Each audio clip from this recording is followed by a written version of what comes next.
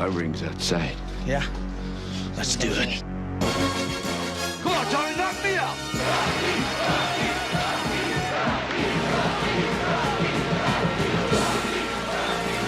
Bonjour et bienvenue dans cette nouvelle vidéo et aujourd'hui on va parler de Stallone et plus précisément de Rocky 5. Et oui, c'est un film qui a été totalement décrié à sa sortie, conspué, mal aimé et on va voir si avec le temps ce film a été réhabilité. En tout cas moi Rocky 5 c'est un film que j'aime énormément, c'est pas le préféré, c'est pas mon préféré de la saga, je le mets en dessous d'un Rocky Balboa ou d'un Rocky 1, 2 et 3, oui, mais bien au-delà d'un Rocky 4, ça c'est certain. Rocky 5, il est réalisé par John J. Avildsen, donc le réalisateur du premier, et toujours écrit par Sylvester Stallone. Alors il faut savoir que Rocky 5 comporte une director's cut, c'est ce qu'a dit John J. Avildsen, le réalisateur. Cette director's cut est un petit peu différente, notamment sur la fin, par rapport au film, nous, qu'on connaît. Il y a un peu plus de musique de Bill Conti, il y a un peu moins de musique genre hip-hop des années 90, et à part ça, la fin se termine en happy end, hein, donc ça, il n'y a pas de différence là-dessus. Par contre, le scénario écrit à la base par Stallone ne devait absolument pas se terminer comme il se termine dans Rocky 5. Et il devait y avoir la mort de Rocky à la fin de cet opus.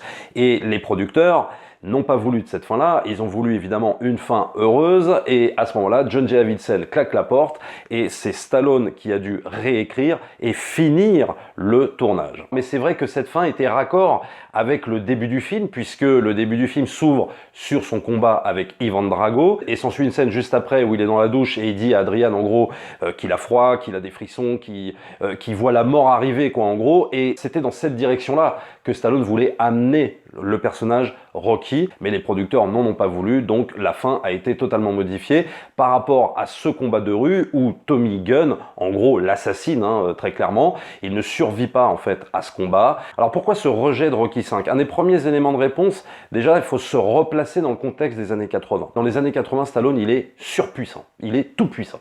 Il a enchaîné les hits, il a enchaîné les succès au box-office, comme Rambo 2, comme Rocky 4.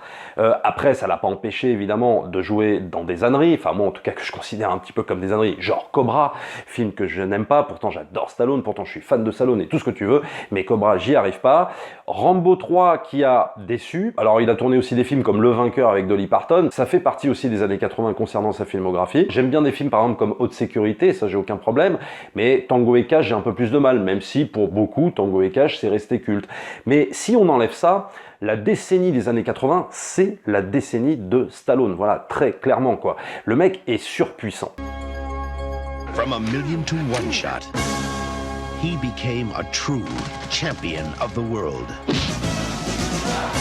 Il est aussi caricaturé à ce moment-là, mais c'est ce qui montre aussi quelque part, paradoxalement, une certaine forme de puissance, puisqu'on le caricature. Et le truc, c'est qu'arrive Rocky 5, et là, Stallone n'a plus envie d'en faire un héros à l'inverse du 4. Il a envie de revenir aux sources, il a envie de revenir aux origines. Et de montrer que ce personnage Rocky, il peut tout perdre du jour au lendemain et revenir, comme dans le premier en 77, c'est-à-dire pauvre. Le problème, c'est que ce que représente Stallone dans la vie et le personnage de Rocky sont intimement liés. Et comment croire à un retour aux sources des personnages, à un personnage pauvre, donc quelque part Stallone pauvre, alors que le mec quitte les années 80 où il est encore surpuissant? Est-ce que les gens avaient envie de voir un Stallone amoindri, qui se dirigeait peut-être même vers la mort? Et quelque part, on peut peut-être remercier là les producteurs d'avoir changé la fin, parce que ça nous aurait privé par exemple d'un Rocky Balboa, d'un Rocky 6 s'il était mort. Et vu la qualité de ce film, ça aurait été un petit peu dommage quand même. Et paradoxalement, et ce pourquoi je défendrai toujours Rocky 5, c'est qu'il fait partie d'un arc narratif totalement logique. C'est-à-dire qu'on part du premier, il est pauvre, il y a l'ascension, Rocky 2, Rocky 3, des changements à l'intérieur du personnage, même dans le 3. Rocky 4 qui pour moi est plus un filler qu'autre chose, c'est-à-dire que on n'en apprend pas plus sur le personnage à part qu'il est hyper en assurance et que c'est la toute puissance, mais à part ça il n'y a pas de remise en question du personnage. Et enfin tu as la chute, Rocky 5, où le personnage finalement fatalement doit mourir. Bon, sauf qu'il ne mourra pas, mais le scénario tel qu'il était écrit à la base par Stallone pour moi était logique dans la continuité du personnage, dans l'évolution même du personnage de Rocky. Now, the glory. Because of the continuous violent blows to the head.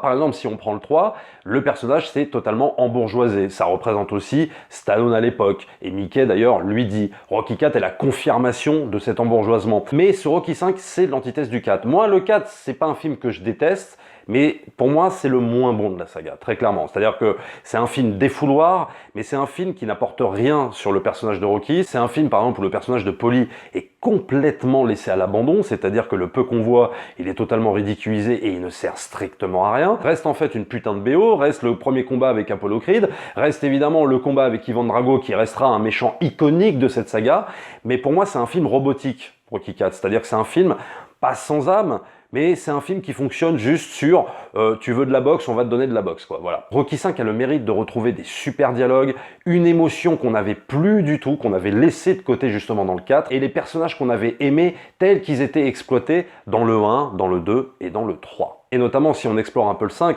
on peut voir des scènes hyper émouvantes. Je pense évidemment à la scène de flashback avec Mickey dans le gymnase. Elle est juste extraordinaire, où on le voit en flashback.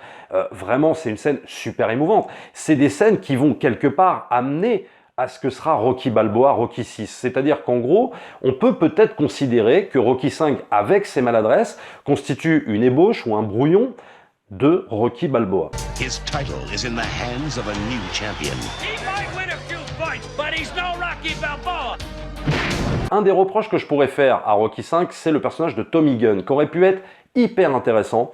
Mais le problème, c'est que j'ai quand même toujours cette impression qu'il est rentré au chausse-pied, c'est-à-dire que on part dans une direction scénaristique où Rocky va devenir là entraîneur, ok, mais le problème, c'est qu'on introduit un personnage de poulain un peu mal écrit, quoi. Le mec, il arrive comme ça, et puis surtout, il est toujours sur la même ligne. Il arrive, il est agressif, il finit, il est agressif, quoi.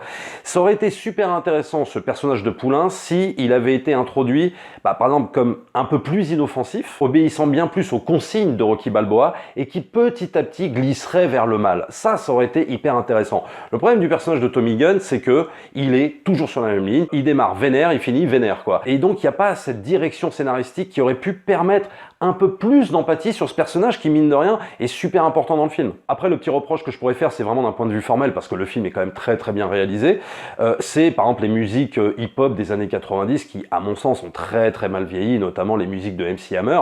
Donc, il y a le retour de Bill Conti, hein, le grand compositeur Bill Conti qui avait fait la partition du premier, du 2 et du 3, et franchement sur le 4, il manquait, mais bien. Et là, on le remet, mais je trouve qu'on finalement on le remet pas assez, même si on entend évidemment les thèmes emblématiques de la saga, mais on aurait pu se dispenser de tout le côté hip-hop, machin, qui pour moi a très très mal vieilli. Moi j'aime beaucoup le hip-hop, mais alors pour le coup, ces morceaux-là, quand on les écoute maintenant, ça fait un peu ringard quand même, hein. That's it! You told him I'd fight anywhere, anytime. In the ring, Tommy Gunn only fights in the ring. Mais en même temps, ce qui a pu déplaire à l'époque, et pour le coup, moi c'est pour ça que je défendrais le film à l'inverse, c'est que ce film, c'est le seul de la saga qui ne reprend pas la formule Rocky. C'est-à-dire que dans ce Rocky-là, on n'a pas le mec sur le côté, ensuite il est provoqué par un challenger, obligé de se battre, séquence d'entraînement, combat final sur un ring. Pour le coup, il s'est planté. Peut-être que si le film était sorti maintenant, peut-être qu'il connaîtrait un autre succès. Mais quelque part, en voulant trop se détacher de la saga, il a déçu. Peut-être qu'il déçoit encore d'ailleurs. Moi, c'est au contraire, c'est pour ça que je l'aime. Par exemple, si je le compare à un Creed 1 et un Creed 2, ok, c'est sympa. Le 1, pourquoi pas? Le 2, moi, j'en peux plus. Pourquoi? Parce que ça reprend les poncifs de la saga qu'on a vu 1000 fois.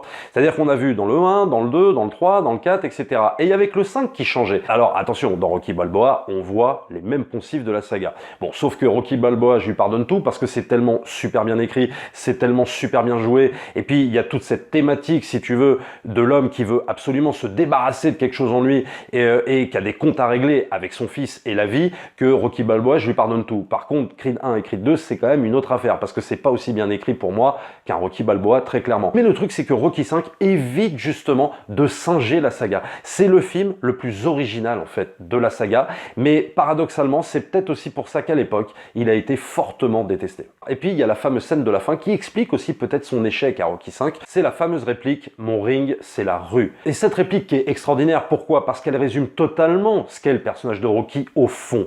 C'est-à-dire, malgré l'embourgeoisement, malgré Rocky III, malgré Rocky IV, où il est en mode « je fais le malin », eh ben, mon ring, c'est la rue. C'est ce qui résume le mieux le personnage, et ça, c'est dans Rocky V. Mais paradoxalement, ça entraîne une scène qui n'est pas cinématographique.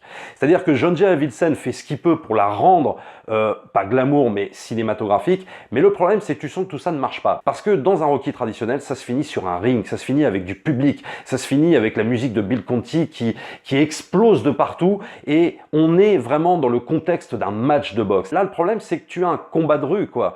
Et même si j'aime beaucoup ce combat de rue et la façon dont il est filmé, le problème, c'est que tout ça est moins cinématographique et moins glamour que les séquences finales dans un Rocky traditionnel, et voire même dans Creed 1 et Creed 2. Là, si tu veux, les spectateurs, bon, bah, c'est les camés du coin, c'est les alcoolos du coin. Il y a un côté authentique, mais au détriment de la cinématographie. Même si, je le répète, John J. Avildsen est sur les scènes filmées par Stallone, puisqu'il a dû terminer le film, on essaye d'y mettre beaucoup de cœur, on essaye d'y mettre quelque chose de cinématographique, mais on n'atteint pas, par exemple, des sommets cinématographiques qu'on a pu avoir dans le premier, qu'on a pu avoir dans le 3, voire même dans le 4. Et rajouter à ça où tu n'auras pas la fameuse séquence où Rocky s'entraîne sous la musique de Bill Conti qui va le mener au match de boxe de sa vie, bah quelque part il y a beaucoup de raisons qui faisaient que Rocky V partait avec un gros handicap. Mais moi c'est un film que j'aime toujours réhabiliter, c'est un film que je défendrai toujours parce que c'est un film quand même extrêmement bien écrit et toujours super bien dialogué. Voilà tout ce que je pouvais vous dire sur ce fameux Rocky V. J'espère que vous avez apprécié la vidéo.